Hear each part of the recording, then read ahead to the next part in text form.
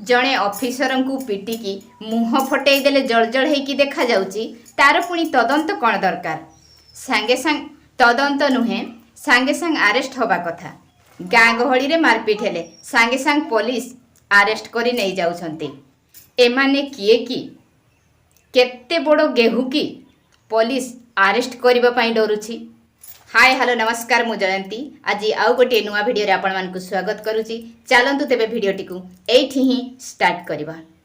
केते जण भाई माने मते कमेंट करूछंती जे राज्यपालक पुओ ओडिया सरकारी ऑफिसर को पिटिकी मुह फटई देले काई ए विषय रे त केबे मुह खोलुनो। कौन गवर्नर को डरिकी मुह खोलुनो? अरे नाई कहीं गवर्नर को डरबी कौन पाई? मोर विश्वास थिला आमर नूतन सरकार उचित पदक्षेप ग्रहण करी न्याय प्रदान करिवे, किंतु जहाँ मु देखिली 15-16 दिन हो गला आमर नूतन सरकार कौन सी पदक्षेप ग्रहण करूनाहांती। कौन पाई ग्रहण करूनाहांती? कहीं काहाकू डरुछंती कि हाँ हेई थाई पारे काहाकू डरुथिबे। आउ जदि एमिति काहाकू डरिकी दोषी को दंड विधान न करंती तेबे आमर परिवर्तन करिकी लाभ कौन हैला? आमर मूल लक्ष्य थिला शासन व्यवस्था को ठीक करिबा, किंतु एठी जहाँ देखा गलानी शासन व्यवस्था सजाड़िबा तो दूरर कथा बिगाड़िबा आरंभ करदेलेनी। आमे बा आम जनता शासन व्यवस्था एवं शिक्षा व्यवस्था भुसुड़ी पड़ुची बोली परिवर्तन को आमे चाहिए, किंतु पूर्वतन सरकार एवं वर्तमान सरकार मध्यरे किछि फरक देखा गला नहीं। काहेकि मु कहूची गाँ गुड़ारे मारपीट हेले सांगे सांग पुलिस आसिकी आरेस्ट करि नेउची, किंतु एठी राज्यपालक पुओ बोली 15 दिन हैला तदंत हेउची। कौन एटी आखि देखा प्रमाण यथेष्ट नुहे? एइटा केमितिका आईन व्यवस्था मु किछि बुझी पारुनी। तापरे जदि आईन व्यवस्था समस्तंक पाई समान तेबे राज्यपालक पुओ को काहीकि एपर्यंत आरेस्ट करा जाउ नाही।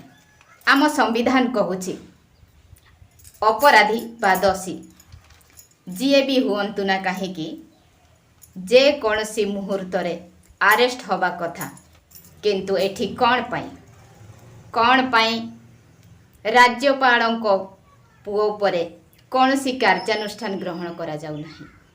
मु अनुरोध करिबी दया करी आमर नूतन मुख्यमंत्री यार जवाब रखिबे कि आखि सामना रे अपराधी पुणी आखि सामना रे प्रमाण ता सत्ते मध्य पुलिस करुची कौन? कौन गवर्नर को डरुची कि? आउ जदि हाँ तेबे कौन साधारण लोक मानकु ही दंड देवार आईन व्यवस्था करा जायछि कि?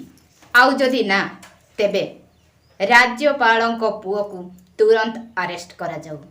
आउ जदि आरेस्ट न करा जाए तेबे एमिति बड़ बड़ नेता मानकर पुओ ऑफिसर मानकर पुओ एमिति गवर्नर मानकर पुओ जड़े जड़े बड़ बड़ क्रिमिनाल हेकी बाहरिबे।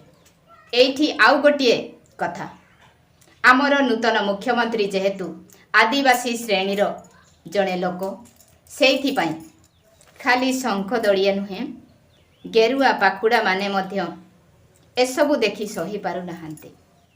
तेणु नूतन सरकार को फसैबा पई जाल बुणिबा आरंभ करि दउछंती। तेणु मु कहिबी आमर नूतन सरकार जदि दंड विधान न करि पारंती तेबे एमिति बापा छाई तले लुचुतिबा अपराधी को जोठी पाइबे सेठी दी हाथ को काटी दियंतु। तापरे तदंत चली थाउ, आमर कौनसी असुविधा नहीं। आज पाई रहूची पुणी देखा नेक्स्ट वीडियो रे। नमस्कार।